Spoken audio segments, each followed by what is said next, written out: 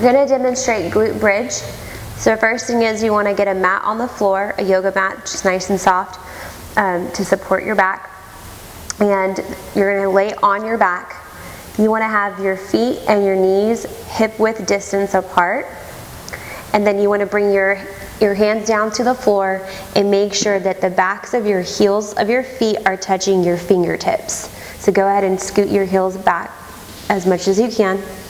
Okay? And then remember to keep the hip width distance. So you want to scoot your knees in just a little bit. All right, and then you're going to raise your glutes off the floor. You can use a yoga block to squeeze the knees together to actively engage the inner thighs. You want to make sure that the core is fully engaged and the glutes are squeezed tight together. Make sure you're breathing and staying engaged. Now we're going to do the one-legged bridge. You're going to start on a yoga mat on your back, and you're going to have one knee bent, the other one straight out. You're going to have your hands flat on the floor so you can adjust your knee that is bent. You want the back of the heel touching the fingertips. All right. You're going to raise your hips up off the floor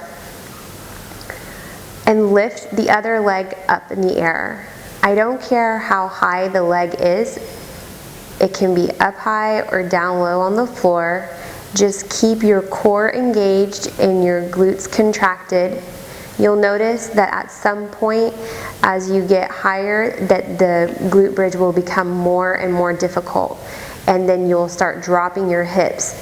So stay engaged and keep your hips nice and high and make sure they're leveled.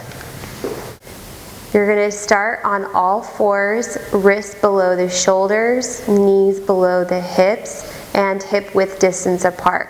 Make sure your back is nice and flat and there's no arch in it.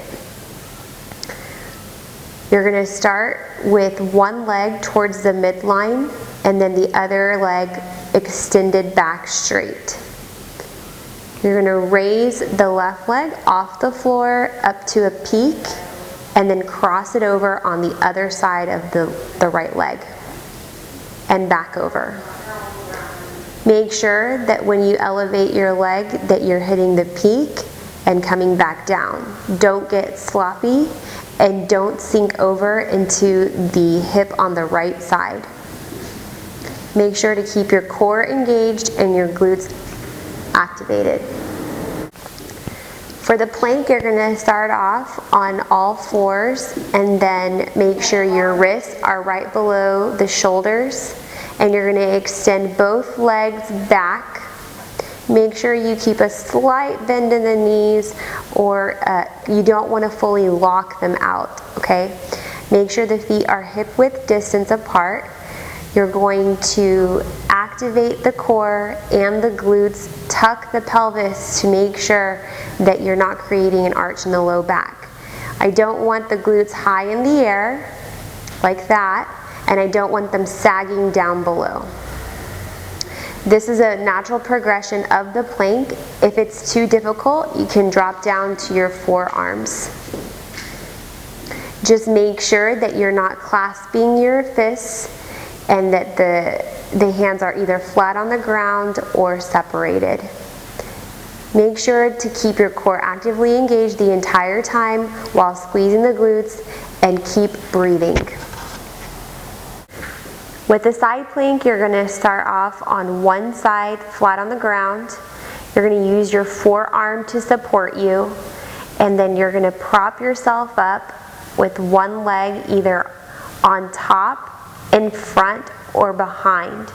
And you're going to lift your hips up off the floor with your other hand either supporting you on the floor or progress naturally onto the hip and then into the air.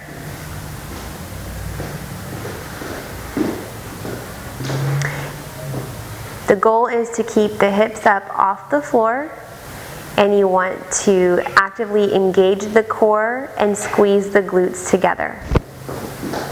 You're going to start out flat on your back and sit all the way up. You're going to move the cushy part of your glutes out of the way, so you're sitting on your sits bone. All right. Then you're going to start leaning back until you start feeling yourself shake or fatigue. That's the point that you want to stay at. You're going to keep your feet flat on the floor, and then you're going to reach for a rope. The natural progression for rope climb is either going further back or raising your feet off the floor. You're going to alternate on each side, activating the core and strengthening your glutes while breathing. Going to start with both feet on the floor. One foot will remain flat on the floor, the other one will come up on your tippy toes and place it on a soft surface such as a towel or a paper towel. You can also use your socks as long as the floor surface is smooth. You're going to slide back, keeping your core engaged and your glutes. Make sure not to lean forward. You want to keep your back nice and straight. And use your core and your glute to pull you up. You should feel the burn in the opposite glute on the standing foot. If this progression is too difficult for you, you can use a wall in front of you to help support your hands and also to prevent yourself from going forward. You're going to start with the feet hip width distance apart on the floor and descend into the squat. You want to make sure that you're bringing your butt down and keeping your chest up.